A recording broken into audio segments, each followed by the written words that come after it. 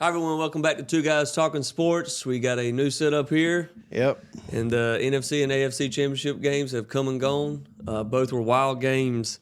It's all part of the NFL script.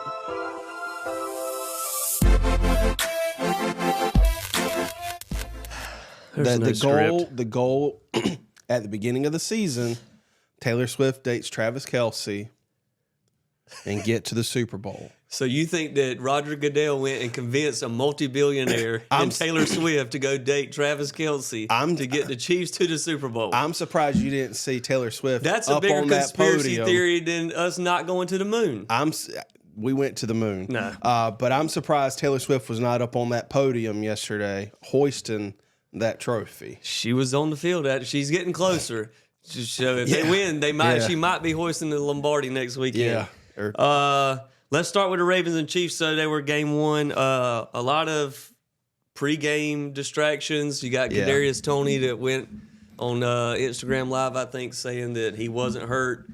You know, there was don't believe that kind of deal. Well, it's like I saw somebody tweeted where I guess his wife or girlfriend or whoever had a child, and then it had like personal, then hip. Right. So maybe they gave him a new set of hands. I think that they just didn't want him out there, to be honest, and they just, gave a reason.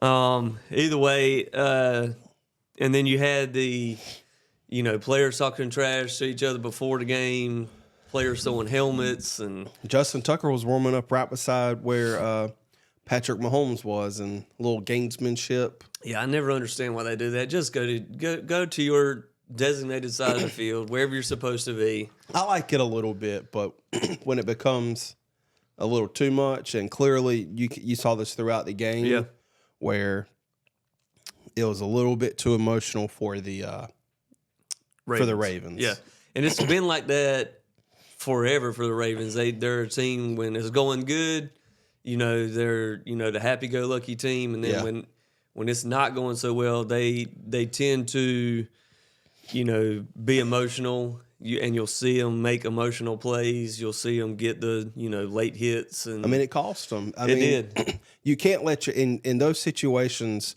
like you could, it's that saying where act like you've been there before. Right. You could definitely tell the Ravens hadn't been there before. Right, exactly. You had stupid penalties. They didn't have much going on offense all day, mostly. Right. I'm pretty sure this was one of Patrick Mahomes' worst games of the season, if not the worst.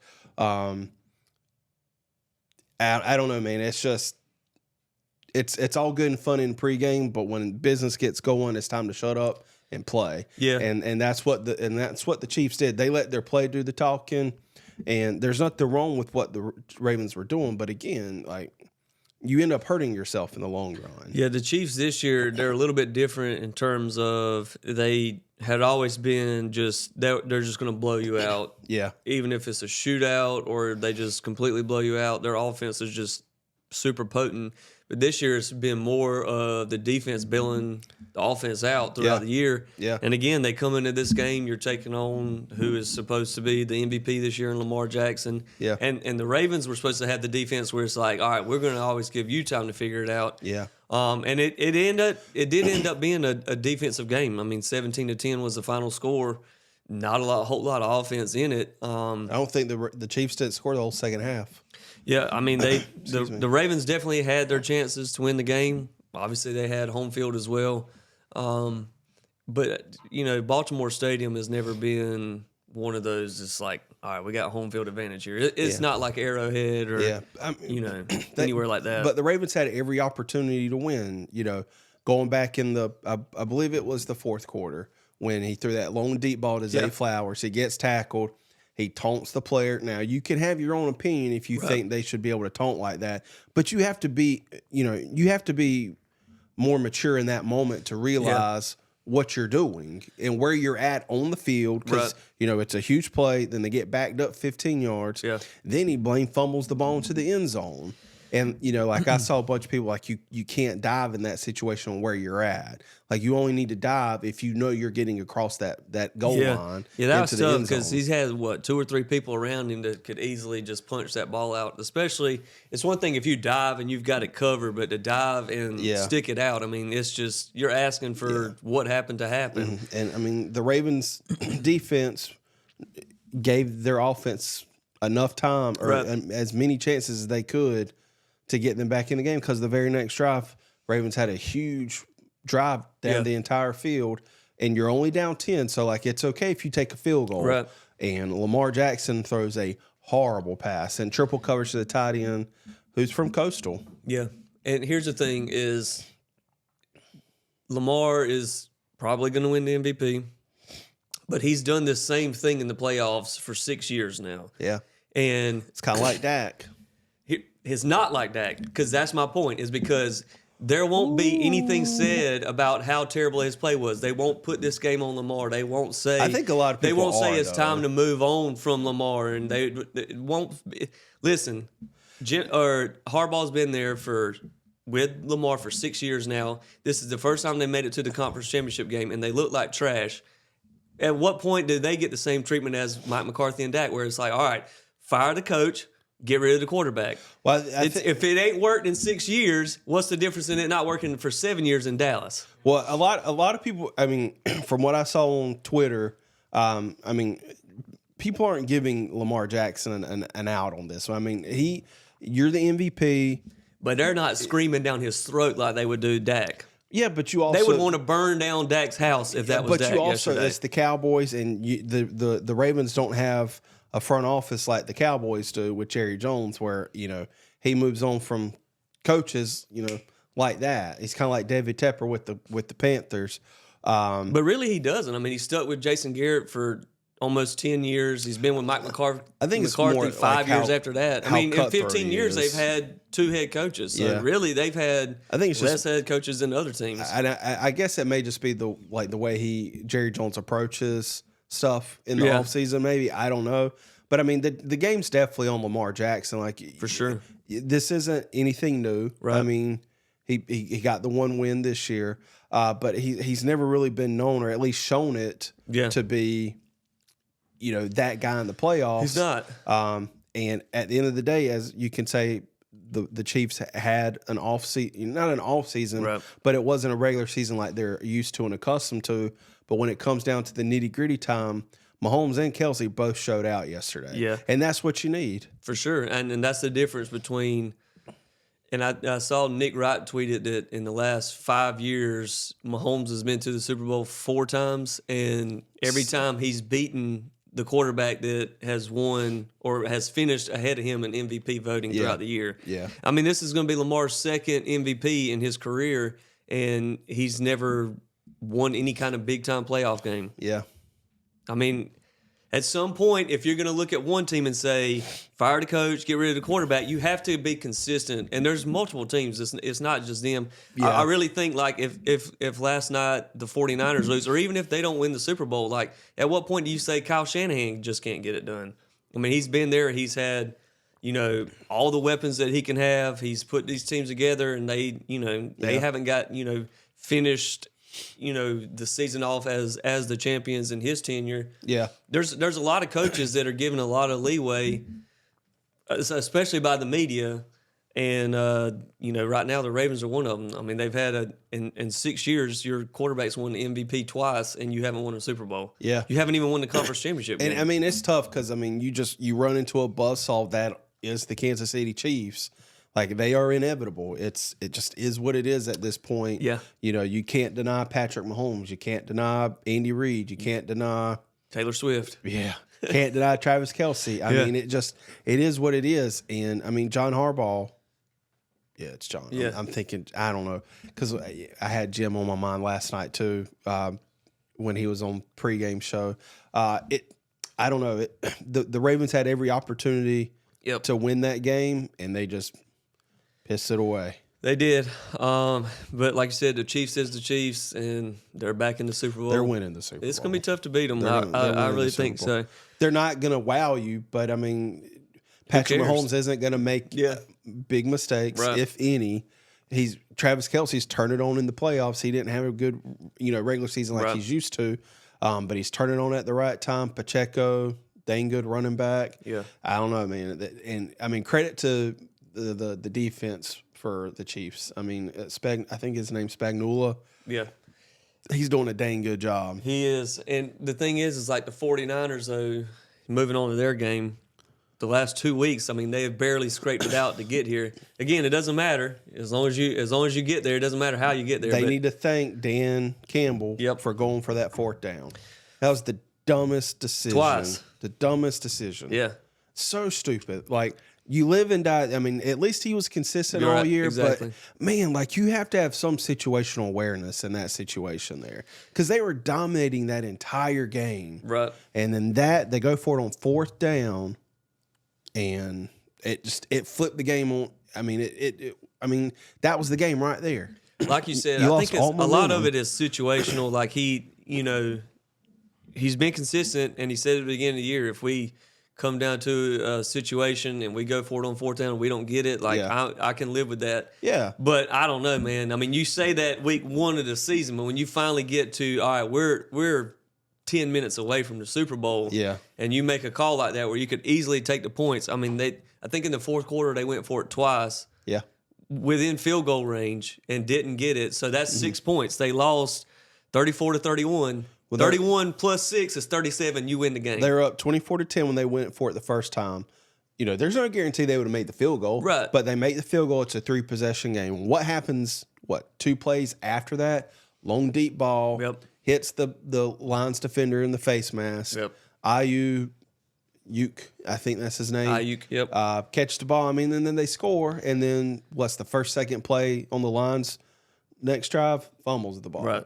I mean, they lost all momentum in the game. That's a big thing. It's like, all right, in this situation, if it's a regular season game, something like that, the same way that they went for the fourth down or the 2-point conversion 3 times in Dallas, you can kind of live with that. But at this point, this is literally your season on the line. Yeah, and I get it. Like that's your thing. You go for it on fourth down. Yeah. You're gonna risk it. You believe in it, but at the same time, like in the fourth quarter, you went in the half 24-7. Yep.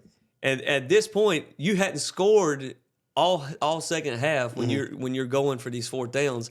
But the 49ers are consistently just crawling back. Yeah. And all you need is a little momentum switch, especially you're in, San Fran. You're playing at their place. You're letting them crawl back. Yeah. You got a chance to just kind of quiet the noise a little bit, take the points, and instead give them the ball back. And then you do it again and give them the ball back. It's just, I mean, credit to him for being who he is, but he even told his players after the game, he was like, "This could be our only shot at it," and that's true. In the NFL, you may only get one shot at the Super Bowl. Yeah, and they're going to look very differently next season. They're going to lose coaches. They're going to lose players. Yeah, I don't know, man. They had all the momentum, and again, I get analytics and everything, but at the end of the day, man, just play smart football, and that's.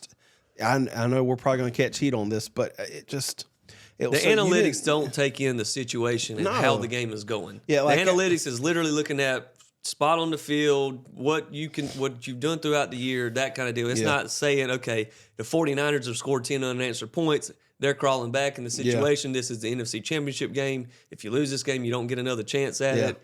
It's not factoring in any of that stuff. So when your analytics, is calling out and saying, go for it. Yeah. And the numbers say go for it. Well, the numbers don't tell you how the game's actually going. Yeah. And I mean, the fourth down call that they made was a good call. Receiver dropped the ball. Right. And then he dropped another, couple series later. Yeah. Same receiver dropped another big pass. That was a third down, would have been a first down. That moment just switched up everything for the Lions. And it ended up costing them. I mean, it truly did. There was a lot of questionable decisions, too, because you have, all right, even when they did drive down under 2 minutes, they're down 10. They had all 3 timeouts. They hadn't had to use one yet. They're on the goal line. Yeah. And like the announcer said, like, you bring the running back in. If you run the ball here, you have to score. Yeah. Because if not, you got to burn one of those timeouts, and that's basically game. Yep. Because it's either get the onside kick. If you have those 3 timeouts, you have a chance that they can't just kneel the clock out. Yeah. And you can potentially get it back and make a few plays and go for it. But running the ball there, I mean, that's just. Would you have taken? He must not like his kicker, because my thing is if you have more time left, depending where you're at in the field, go ahead and take the 3. Because you need the field goal anyways. Exactly. Like, why not just give yourself more time? Even if you have to burn a timeout, the way it was going was they were hitting big chunks, and I felt like they just felt like, all right, we're rolling here. Let's go ahead and go for the touchdown. And I don't mind it because, like I said, they got down there. The clock was even stopped. Yeah. When they're at the goal line, it's just I didn't like calling a run there because, like they said, and it happened. If you get stopped, you have to burn a timeout at that point. Yeah. And so I just didn't like that call. That was good. He went for it on 4th down again. It's just so at the end of the game. I think he was just he watched our video and he wanted another one to say that he's got some big cojones. I mean he does. Here's the thing: I still think that he does because he made those calls. They were just the wrong calls. Yeah. And sometimes you live and die. It's just like sometimes in basketball, if you're a 3-point team, sometimes if you're red hot, it works. You're red hot. But if you go cold, I mean, you're kind of screwed at that point. But that's. In these situations, you got to take the points. I think. Yeah. But and on the other side of that, you have to give credit to the 49ers. I mean, they executed off the line's mistakes. Give Brock Purdy some credit. People called him a game manager, whatever you want to call him, dump down king. I think he was like 2 or 3 yards less rushing than Lamar Jackson had yesterday. Yeah. But I mean, he stepped up when he had to. He stepped up when he had to at the end of the game. It was kind of like against Green Bay. He looked terrible pretty much the whole game to the last drive. Yeah. And then this game, he was missing passes and stuff. He did a lot, like you said, of escaping out of the pocket and running. That kind of saved him a little bit. There was a point in the game where it was the Lions DB, CJ Gardner-Johnson. Yes. I think it was the second quarter. Just waving at the fans. Yeah. That's all over social media had this some back morning. And forth all season. Debo quote tweeted he's like, make sure you check on little dude or something like that this morning. He said it during the night. They've gone after each other all season long. The same guy went after Baker Mayfield last weekend. That's again just who he is. It goes back to the Ravens game with the Chiefs yesterday. If you're going to talk it, back it up. Right. And the thing is, and we've already talked about this, but the Chiefs backed it up. The Ravens didn't. Right. Here's one thing that really irks me is in these games, in any game really. Yeah. But it's players that when you are on the team that's currently losing and you hit a big pass or you have a big run or you get a sack or something and you're celebrating like you're the winning team. Yeah. I can't stand that. Like, dude, get back to the huddle. You're losing. Yeah, it's selfish. I mean, it truly is selfish. You're losing. And, I mean, you've seen it when it's like you're down 30 or down 24 and you're celebrating. What are you celebrating? Yeah. You're getting your tail whipped right now. Like, I can get it if the game's been back and forth. We scored, they score. We scored, they score. And you're celebrating big plays because you're in the game. You're competing with them just as much as they are with you. But when you're down 24-7 and you're celebrating, like, dude, get in the huddle. We got to get this thing going. Who cares if you made one big play? We need 10 more. Yeah. Like, what are you celebrating for? And even if Zay Flowers wasn't if he'd have just got the guy off of him and then twirled the ball, he wouldn't have got. I don't think they would have called the penalty. But when you stand over him like he did, they're going to call it every time, and it's not something that wasn't new. Right. I mean, every controversial call in both games yesterday, like the Dean Blandino and Gene Steratore said, these calls have been made all season long. Right. The late hit with Clowney on Mahomes, it's been called all season. It may suck in that specific scenario, but they've called it all season. You can't get upset about it. Like the refs didn't. Which this is a funny story. I saw a tweet where the crew that was calling the Chiefs Ravens game, that officiating crew tends to favor the away team. Right. And you could see it in certain scenarios, but the Ravens did it to themselves. I mean, they truly did. Right. They did. Same thing, same reason why the Lions did it to themselves in the game yesterday. You have the statistics and stuff to say that, and sometimes, like you said, you can see it, but at the end of the day, both of the teams that lost did it to themselves. Yeah. And unfortunately, you end up with probably nobody's looking forward to the Super Bowl as a nation. You know, people would have much rather seen Ravens Lions. Everybody's tired of, and it's no fault to the Chiefs, but everybody's tired of seeing them in the Super Bowl. Exactly. I think yesterday was It's kind of like they're becoming what the Patriots were when just everybody. If you weren't a Patriots fan, you hated the Patriots because you were just sick and tired of seeing them. I think whether they won it all or they didn't. I think yesterday was Patrick Mahomes' 6th straight conference championship game, and I think 4 out of the last 5 years. Super Bowl. Yeah. I mean, they're becoming what the Patriots were. Yeah, if they win the Super Bowl this year, you could start comparing them to the Patriots dynasty. And the thing is that they're doing it kind of similar, where some years it's been just straight up offense, some years it's been a combination, some years or like this year it's been our defense has been kind of keeping us in it. It's just you got some great players on both sides, just singular athletes, and then you just have an amazing head coach that just knows how to get out of his coordinators what he needs to get. Yeah. So I think it'll be a good game. The finals, I don't think we've said the finals, but Chiefs won 17-10. Yep. Lions lost. 49ers won 34-31. Good. They're really good games yesterday. I mean, you couldn't ask for better games, but I wish the outcomes were different. I mean, I don't mind either team. I like the 49ers. You know, there's some Gamecocks that are on there. I like Kyle Shanahan. But the Lions storyline, man, was so good. You had Eminem throwing the double birds. I'm not going to do that on this show. He was throwing double birds to the 49ers fans. It was just a good storyline because, again, they hadn't won a playoff game for over 30 years going into the playoffs this season. And this is their first. For all intents and purposes, they were on track to win that game yesterday. Yeah, they should have won. It was, I think, a more veteran coach leading his team back in Kyle Shanahan. Now he's just got to get it done. Yeah, because like I mentioned earlier, he's been there however many years. They haven't won the Super Bowl. Congrats on getting there, but if you don't win it, that's just a participation trophy. Thanks for showing up. But it's kind of like with Josh Allen and the Bills. It's just unfortunate you can't knock him as a player because he's a damn good player.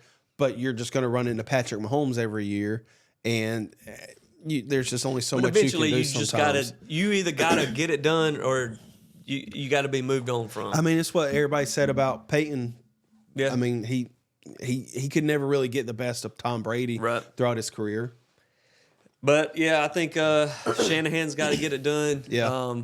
As much as people always talk about the Cowboys haven't won a Super Bowl in 25 years, they've won a Super Bowl more recently than the 49ers. But nobody wants to talk about that because it ain't the Cowboys. And you could say this is funny, but the Panthers have been to the Super Bowl more recently than the Cowboys have. Congratulations. You want your participation trophy. You were there. Thanks for showing up. If you don't win it, I don't care. I don't like people are just like, let's just get to the NFC Championship game. I don't care if we win. No, if you don't win the Super Bowl, there's 31 teams that are losers. That's what it is. There's one team that wins it. Other than that, I don't care if you got there or if you got the number one pick like the Panthers. You in the same boat. You didn't win it. We don't have the number one pick. The Bears. Well, you're giving away the number one pick, but y'all earned it. Yeah, y'all earned the number one pick. Yeah. If you ain't first, you're last. Exactly. All right, Ricky. Nobody Bobby. cares about second place.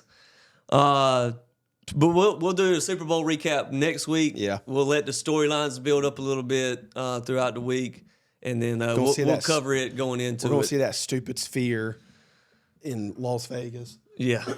All right, a little bit of NFL news. Some head coaches have been hired since last week. The dominoes are falling. The biggest one, I think, is Jim Harbaugh to the Chargers. Yeah. And honestly, to me, I think this is a perfect hire for them. I think he fits what that team He's going to help looking to do. Justin Herbert a ton. He is. I think the unfortunate thing for them is they lost their offensive coordinator in that whole mix-up. We're going to talk. I think Jim Harbaugh can replace Kellen Moore. Oh, for sure. I think that he kind of wants to bring in his own guys. Yeah, it's very rare in any coaching change where Right. a lot of staff is retained, especially at the NFL level. Mike McCarthy kept Kellen Moore on whenever he came on, but obviously that didn't pan out. Was that more for just Dak purposes? Because they had a good relationship? I think so. But that whole time with Kellen Moore is like, yeah, they would score points and stuff. I just didn't think that he was pulling out the best of Dak. And honestly, take away that playoff game, without Kellen Moore and with Mike McCarthy being his kind of sole guy offensively, Dak played his best season ever. So I think that's sometimes, and it's also tough, I thought, with Kellen Moore and Dak was because they were teammates.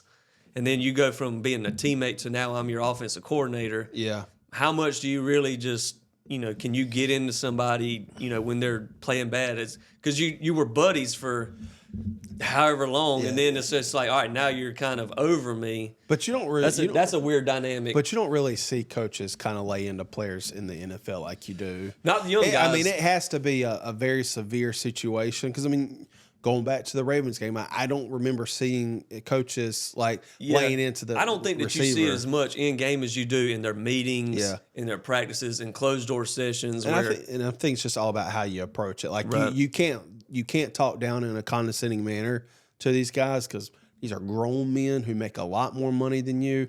And just imagine me being a coach and going after, like a Ray Lewis or like a Terrell Suggs or like this big mammoth of a guy that could beat the living breath out of me. I think, and that's why it works when it's like veteran coaches that have been there, done it before you as a player. But when it was like Kellen Moore's like, all right, you're the same age as me. We were literally just teammates last year. Yeah. And now I don't think that they ever had an issue. Yeah. I just don't think that he was pulling the best out of him. But from what I've heard, Jim Harbaugh was bringing his defensive coordinator from Michigan, Jesse Minter.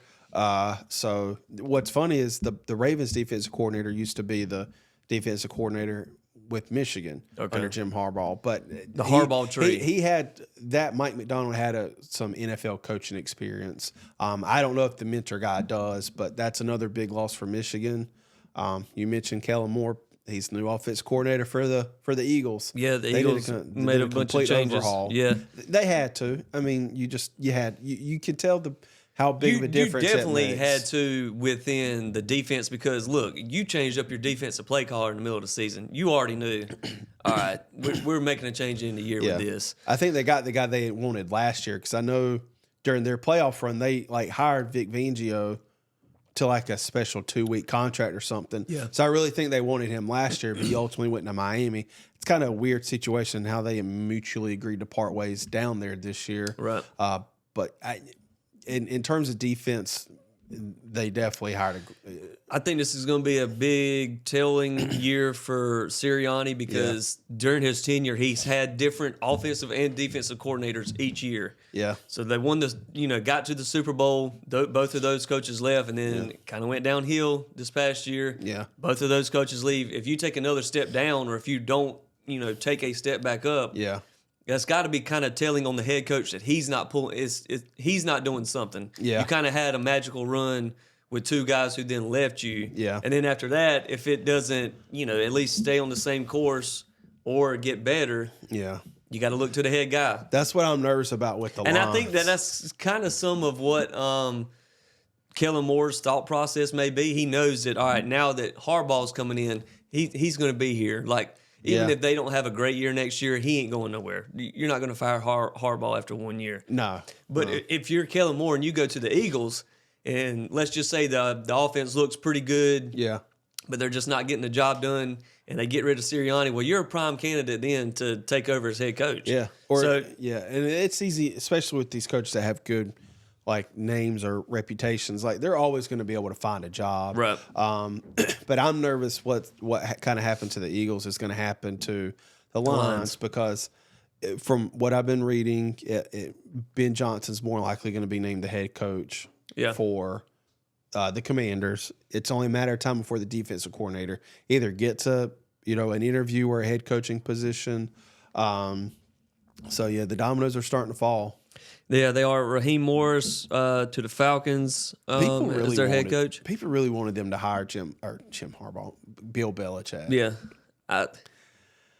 It's tough because you can't deny what he did. Right. But you look the difference in those teams after Brady left, and he was still. I don't know, like when a quarterback, you kind of see it with the Packers.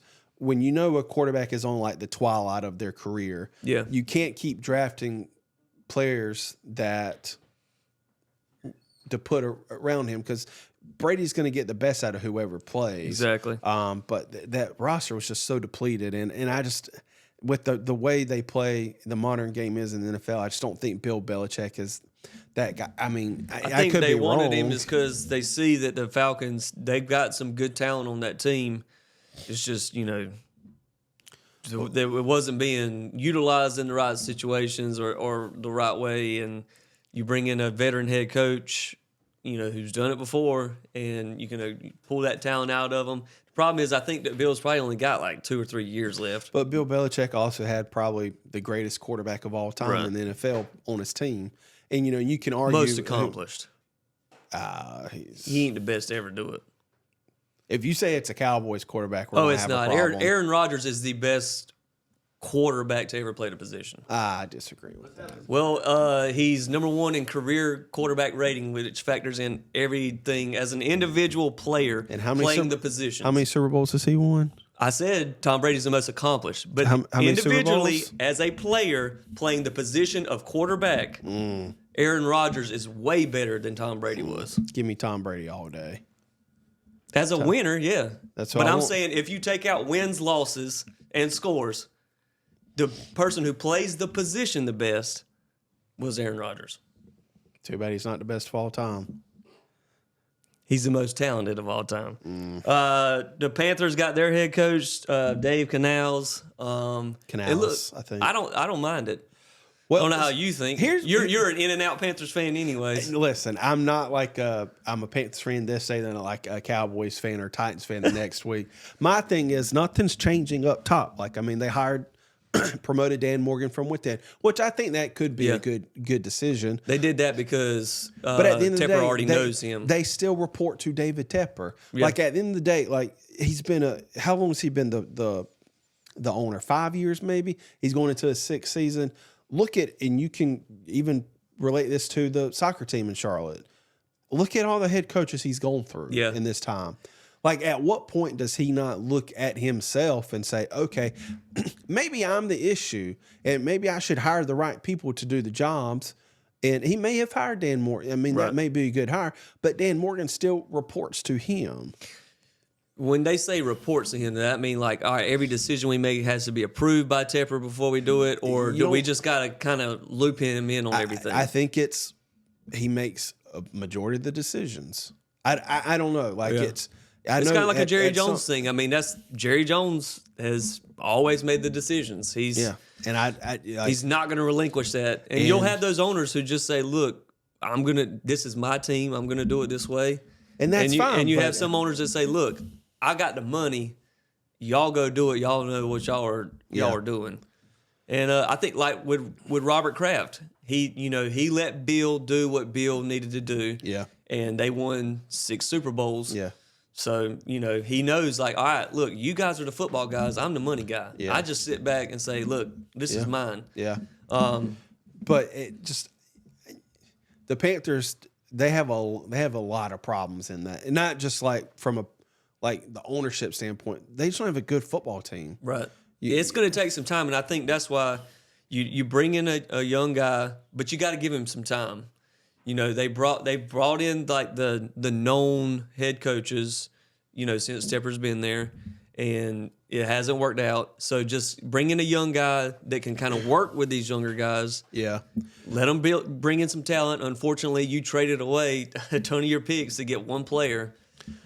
but you have to allow it time to develop. Right. And time to develop really in this situation is like, especially not now in like college, you can just, with the transfer portal, you can just grab players from anywhere. Yeah. But in the NFL, it's like, all right, you got an X amount of draft picks, in between 7 and 8, depending on if you've traded some away or not. Yeah. You can sign free agents, but you only can field 52 people. Yeah. And so it's like, it's going to take a little bit of time, and it's not going to be like next year. obviously they can make a step forward. But I think Tepper just wants instant gratification. He wants instant not going to results. happen. I mean, you look at Dan Campbell in Detroit, and I'm not saying, excuse me, Canales is going to be Dan Campbell, but Dan Campbell started his career in Detroit 0-10. Yeah. And they ended up going 3-13-1. His second season, they went 9-8. Just baby steps. Yeah. They gave him time, and they gave him because look, you got to change the culture because everything that the previous staff had built up with these players is going to be different from what the new head coach wants to do, and it's going to take some time. And the thing is, I get it if it's like a veteran coach, like if you hired Bill Belichick right now as the Panthers, and he comes in and goes 2-15, all right, well, obviously this isn't going to work. But you bring in a young guy, and I think this is literally what most of these teams have done this year is they looked at what the Lions did, where they hired a coach that wasn't like some known, veteran head coach in the league. They gave him a chance to say, look, you've got time, build the team, build your culture, and, make it work. And he did that. He's got to the NFC Championship game in his third year. But the thing with Tepper, outside of the Chargers, everybody hired young coaches. But the thing with Tepper though is he's getting this reputation where I think this goes back to last year, but I don't think Ben Johnson's name was linked to the Panthers position. I don't think he wanted to go there. Right. Like Tepper's getting the reputation where no hot name coach is going to want to go there because you don't give them enough time to try to build something. Yeah. The one coach he did was Matt Rule. And,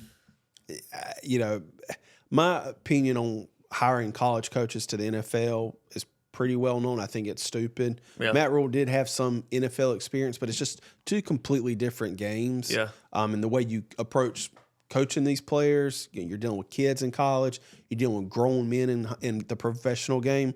But David Tepper's has got this reputation now where these hot name, like, let's just say he fires Canales this season. Who the heck would want to go coach in Carolina? Yeah, I mean, if he fires Canales after one season, now if it's like season 4 and it's still the same, but again, you got to give them 2 to 3 years, really 3 years, depending because especially where you're starting at now is like you said, there's not much. The team is just not good on the offense side of the ball. Their defense is usually pretty solid. The defense was solid, but when your offense can't keep them off the field, you can only stop them so many times. Right? Yeah, they got to give them some time. And I think that he finally made a decision to hire a younger coach. He's obviously going to give him some time. Hopefully. Well, I don't care. As long as the Panthers, I don't care. I think it's funny, to be honest. I mean, the thing is, because it's mainly Panthers fans around here. I will call myself a Panthers fan, but I don't follow. I'm trying to think of the word to say. It's like I'm not as emotionally invested in the Panthers like I am with South Carolina. I got you. I just, it just it is what it is. Yeah. I will watch them. If they win, they win. If it's not like if they lose, if they win, you're going to talk trash to everybody. Yeah, or if they lose, I'm not like heartbroken like I am with South Carolina. So I got you. Yeah. Brian Callahan hired as the Titans head coach. And then the two surprises are that Bill Belichick and Pete Carroll's still unemployed. I think Bill Belichick only interviewed with the Falcons. Yeah. Again, like we said when we talked about Raheem Morris, Bill Belichick, I think his just reign as a head coach in the NFL is over. I think that everybody sees what the Lions did with taking a coach that isn't as well known. And it's the same thing with like the Colts this past year. They went with I can't remember his name off the top of my head. The Eagles coordinator. It's Strawn. Yeah. Or Gannon. I think Gannon's with the Cardinals. Gannon's with the Cardinals. And he had some tough breaks with the Cardinals. I mean, he obviously didn't have Kyler Murray half the year, that kind of deal. But the Colts, look, they go with this young guy. Yeah. They give him some time. They almost made the playoffs in the first year under him. So I think that these teams are realizing just go with the younger guys. Give them some time to build up the culture. Yeah, especially you're not going to find any kind. So really, the Chargers are the only ones that can be like, all right, we've got a chance to like win now. Yeah. Let's go get a veteran head coach. But Harbaugh's not old. I mean, he's not like in his 70s. He's just been at it for a while. Yeah, and I mean, he's been to a Super Bowl and he's won a national championship. Yeah, he's proven that he could come in and quickly change around this team. But the other ones, they're all young, not up and coming, but they're young coordinators.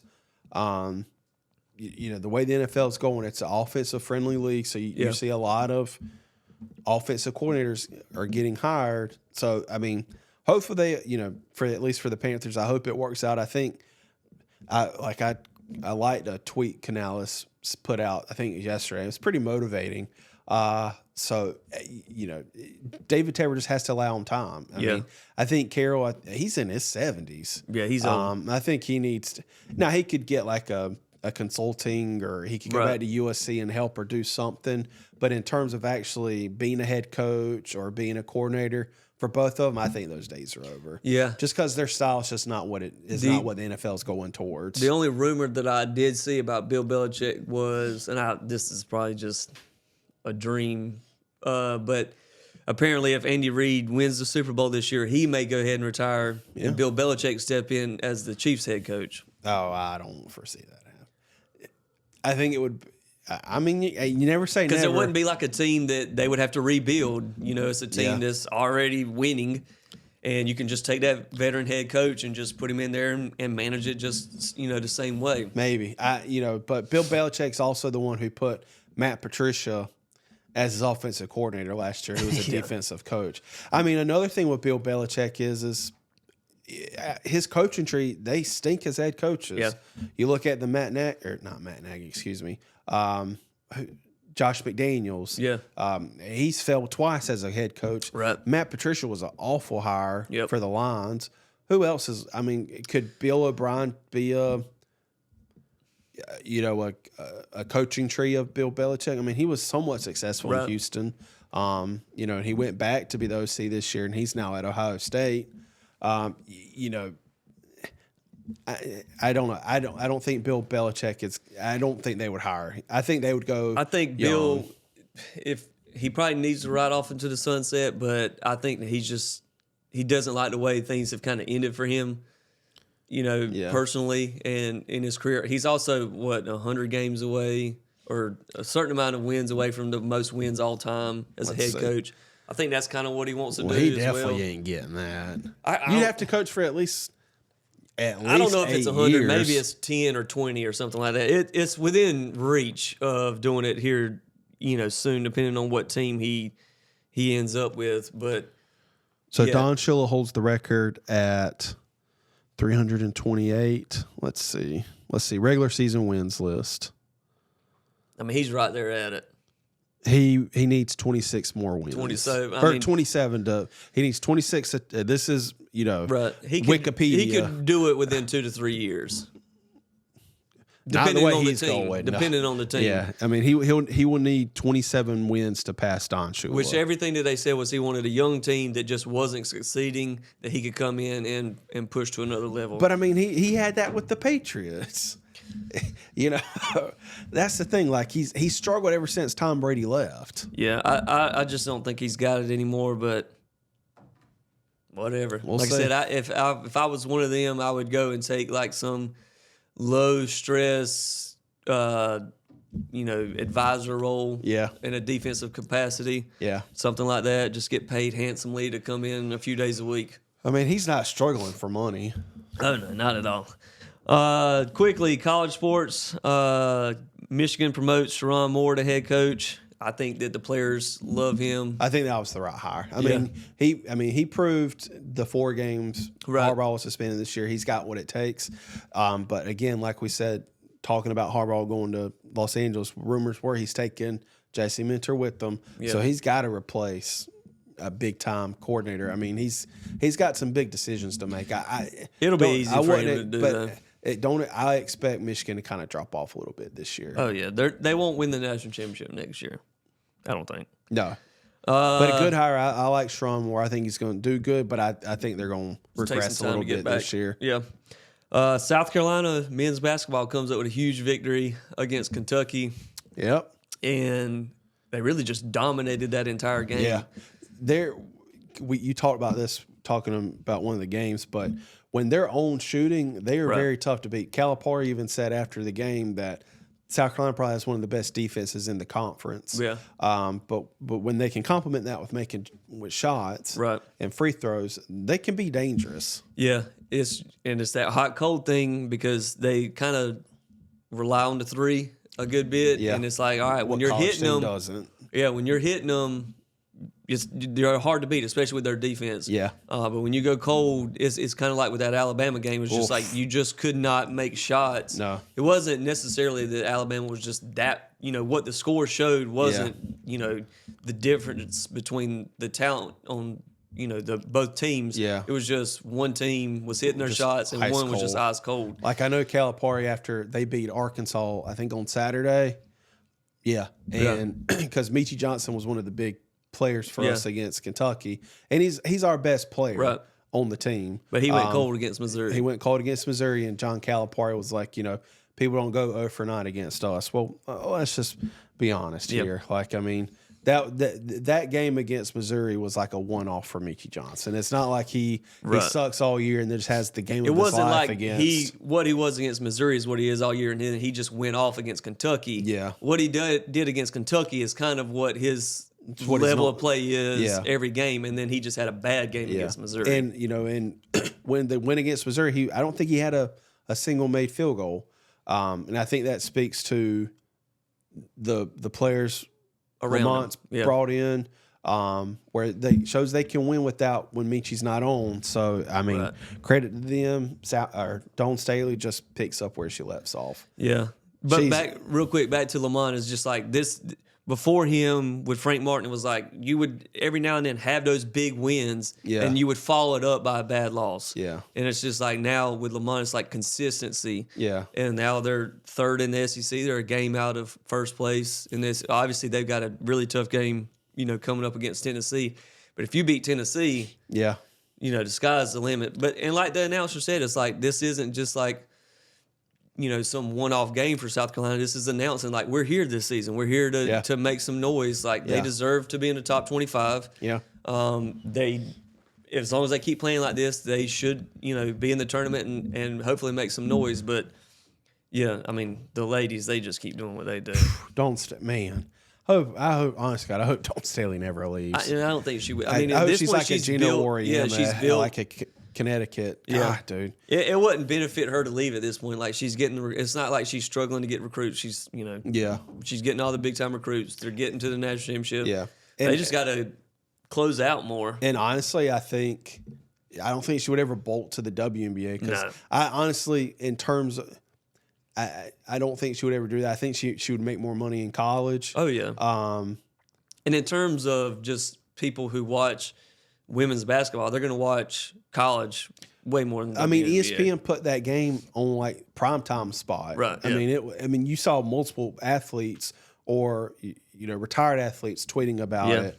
I mean, it was a dang good game. I mean, Kim Mulkey, she's a firecracker, man. With her clothes she wears, people were giving Dawn Staley crap about. I think she's wearing like a hoodie. But it was Coco Chanel. Yeah, I mean, that's probably like a $1,500 hoodie. It was a bougie hoodie. Don't act like she just came out here in a hoodie, just showed up, but Kim with some Mulkey jogging pants on. She showed up in the daggone $1,500 hoodie. Kim Mulkey shows up sometimes looking like a peacock. Yeah. Like one of her assistants had like a I'm trying to think of the name. It's like a fuzzy jacket. It was. Yeah. I mean, they looked like they were going to eat at like an Italian dinner. Yeah, they're out there. But that was a good game. Yeah. And like I said, the women, I think this is one of the best teams that Dawn Staley's had, which is hard, crazy to say. Yeah. But last year they were one of the worst 3-point shooting teams in women's college basketball, and this year they're number one. Yeah, and I know one of them. I stink with names sometimes, but I know she put in a ton of work in the off season. Yeah. So yeah, I mean, you got to give credit.